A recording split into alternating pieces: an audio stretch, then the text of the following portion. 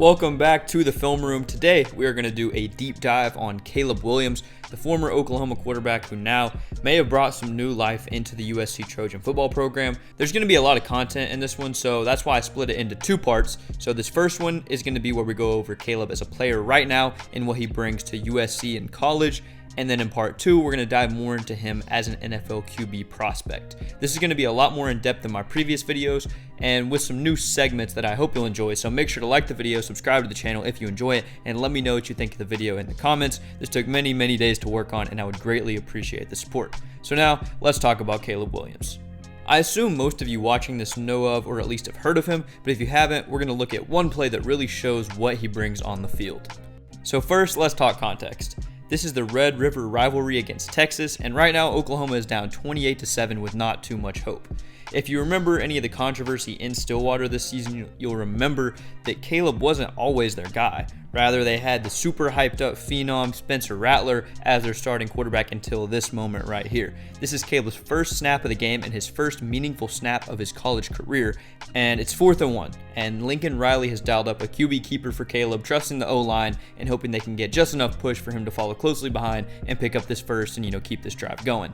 However, that's not exactly what happens. He finds himself already in traffic behind the line of scrimmage, but just pulls out the magic to make these defenders look like JV players and get past the line. Oh, and he doesn't stop there. He takes this all the way to the house. And you can tell he isn't the fastest, but he puts his absolute all into getting into the end zone, and he does. And trust me, we have a lot to go over with him as a passer, but his rushing talent and overall elusiveness just cannot be understated. He is absolutely electric and just casually does things like this on a pretty regular basis. So now let's continue on the subject of his rushing ability and how he makes any system so much better by just having it as a threat. Here, Oklahoma is running a read option, and he's going to keep it despite not seeming to have too much space. Maybe it's the right read, maybe not. I'll leave that up to you. But paused right here, you'd expect your quarterback to maybe dive forward, maybe get a couple yards, but nothing extraordinary. But Caleb Williams is uncannily slippery and is able to duck, spin, and juke his way into a nearly 20-yard gain. The versatility that he can bring to any scheme with this design run ability is unique, and guys that are this dynamic are typically huge difference makers for their team, either college or pro. And here's another example. This is a speed option, and he's going to keep it again and is able to explode past the first level and make a couple guys miss to pick up another sizable gain and a first down. Again, I cannot understate how impressive it is for a quarterback, a true freshman quarterback in his first game, to be doing things like this. He is not at like a Lamar Jackson level, of course, but I think he could get there, and right now I think he's honestly like a tier below even without that top flight athleticism or top flight speed. And now here's the crown jewel of this segment, and just another ridiculous run, and this one's going to go for a touchdown yet again. He definitely looks more explosive here than on some others, and when he gets that edge, you can really see that upper gear that sometimes it looks like he doesn't have.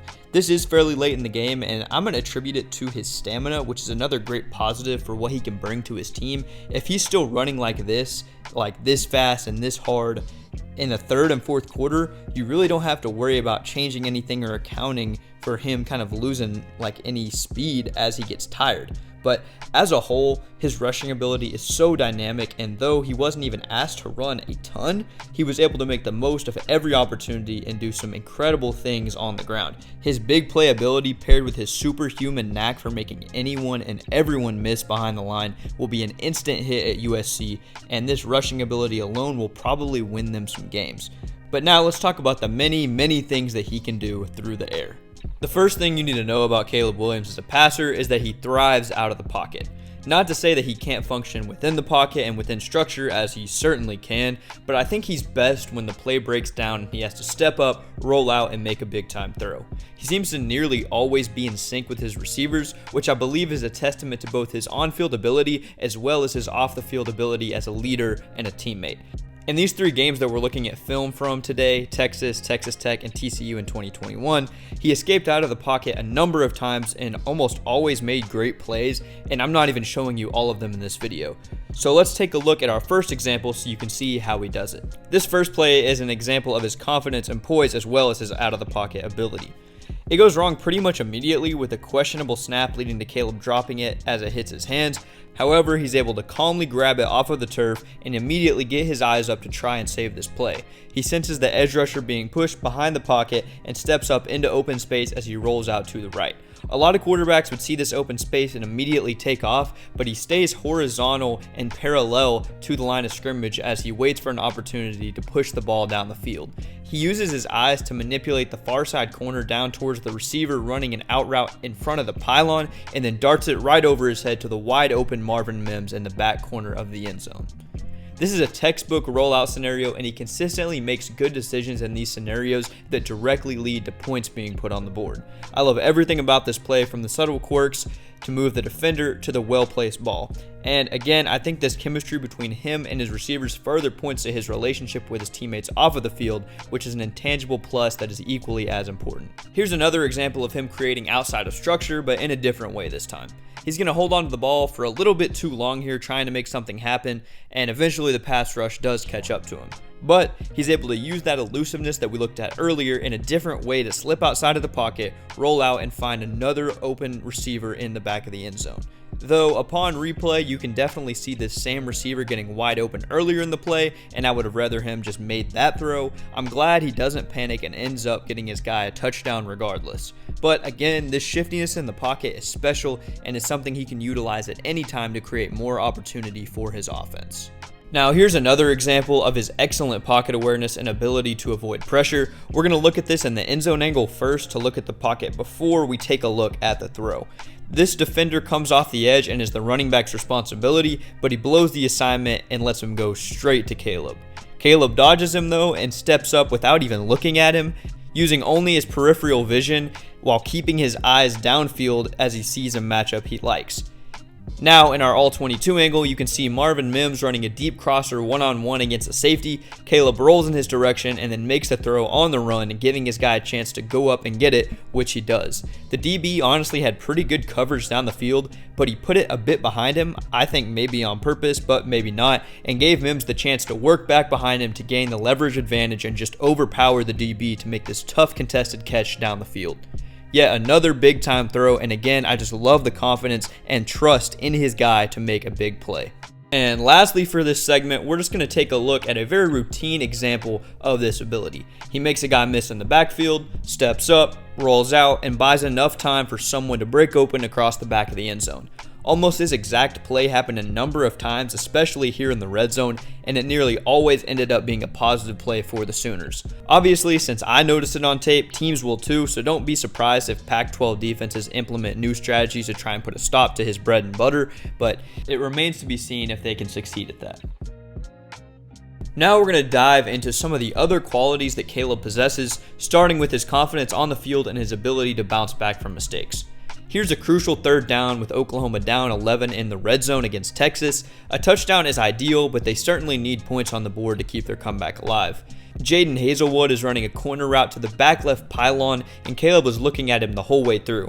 There's a bit of pressure with his left tackle being pushed kind of into his face, but it's nothing he isn't too used to, and this should be a pretty routine throw. Haselwood is wide open if he can loft it perfectly to the pylon, but he misses high and it goes incomplete, and Oklahoma has to settle for a field goal. On the next drive though, with OU down 8, he knows he has to make plays to go out and get them the win.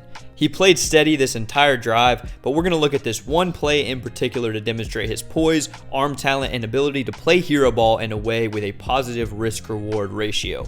He's immediately pressured and has to backpedal fast to try and escape this pressure, but it's clear he's going to get hit here.